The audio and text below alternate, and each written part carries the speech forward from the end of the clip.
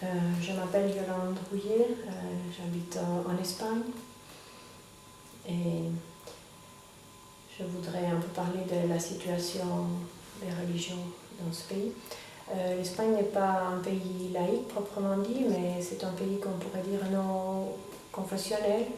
C'est-à-dire qu'avec la constitution de 1978 qui se crée après la fin de la dictature en 1975, on écrit dans la constitution que c'est un pays non confessionnel.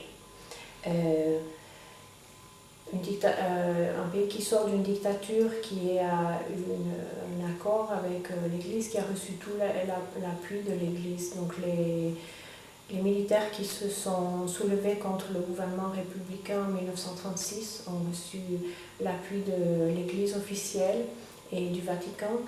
Et la guerre a été nommée comme croisade contre les athées, les communistes, c'est ce qu'on a appelé les républicains.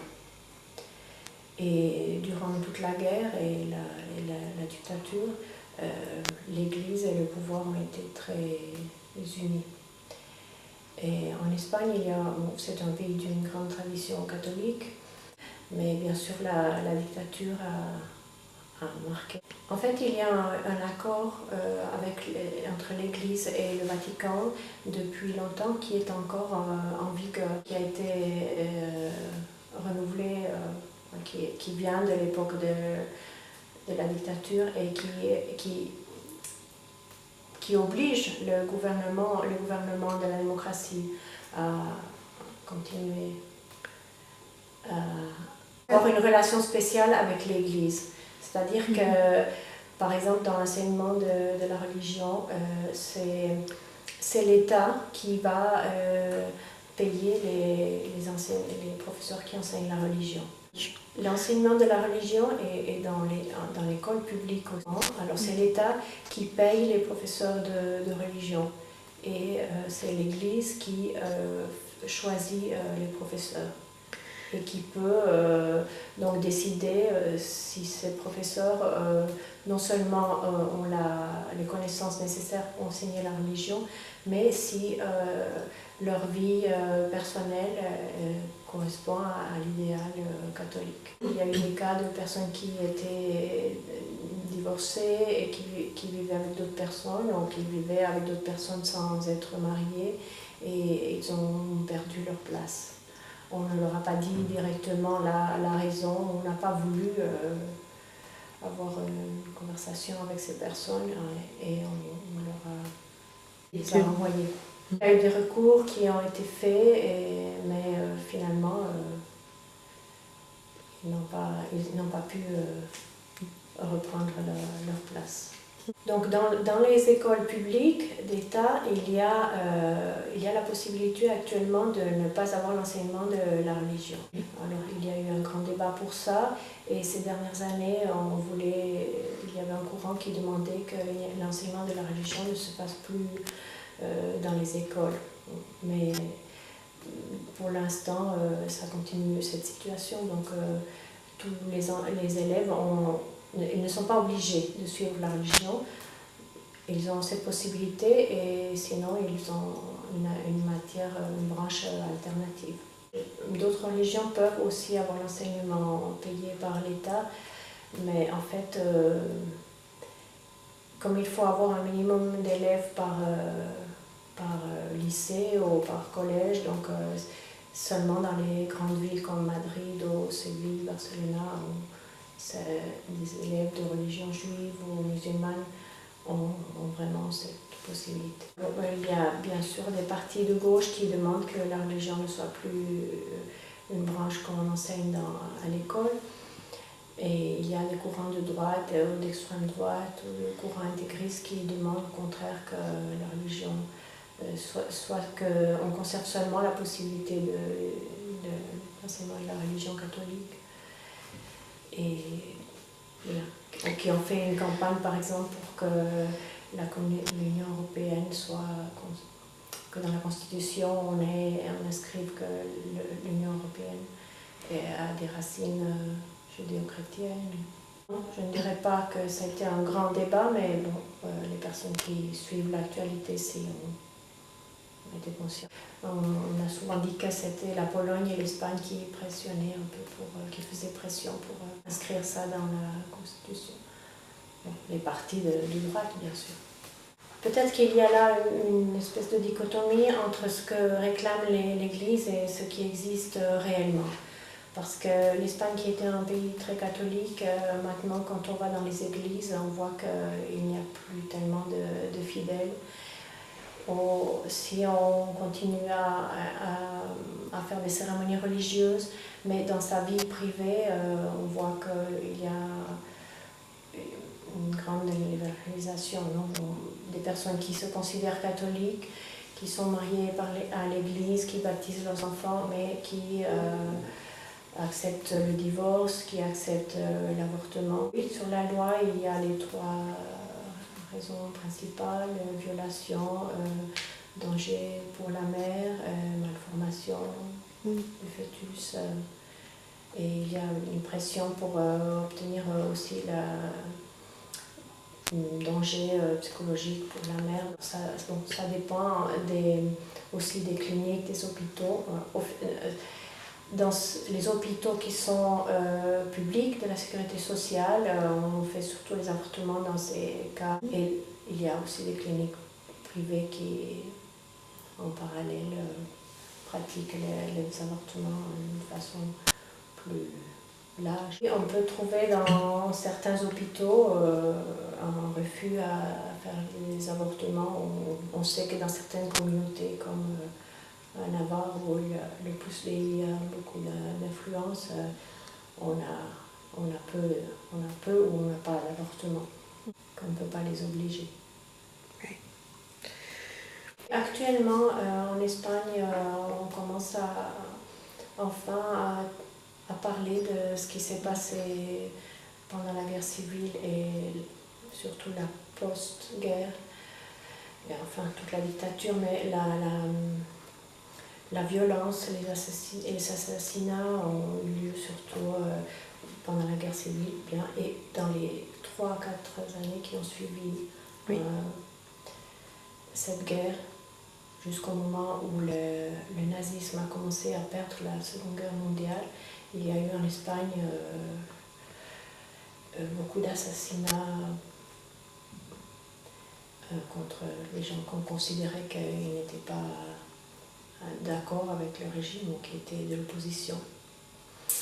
Et durant donc, toute la dictature, on n'a pas pu parler de ça, et c'est seulement maintenant quand les familles commencent à parler. Souvent ce sont les petits enfants des personnes assassinées qui veulent savoir où sont ces gens qui ont disparu ou qui ont été mis et jetés dans des fosses communes. Et donc il y a un mouvement pour revenir sur le passé. Et l'Église a pris position en disant qu'il ne fallait pas remuer le passé. Dernièrement, c'est un des évêques qui l'a dit. C'est un peu aussi ce que dit la droite, ne pas remuer le passé. Et cependant, durant la papauté de Jean-Paul II, il y a eu beaucoup de béatification de ce qu'ils appellent les martyrs de la guerre civile, tous les religieux prêtres qui ont été assassinés parce qu'ils étaient religieux, ont été assassinés par le côté républicain. Et actuellement, il se prépare une nouvelle béatification massive de plusieurs centaines de personnes qui ont été assassinées. Et c'est avec le nouveau pape, comme adresse, prochainement va avoir lieu cette béatification. Donc il y a, oui, une contradiction. On ne veut pas remuer le passé, mais on béatifie les victimes d'un des côtés. La hiérarchie, actuellement, on peut dire qu'elle est très conservatrice, très proche du Vatican. Et il y a ici une église de base qui travaille dans les quartiers avec des gens en difficulté ou de différentes donc ils ont une autre vision de l'Église. Et souvent, ils ont des difficultés pour organiser leurs congrès. On a même demandé, l'évêque de Madrid a demandé la fermeture d'une église dans un quartier de Madrid parce qu'il ne suivait pas la ligne de l'église traditionnelle.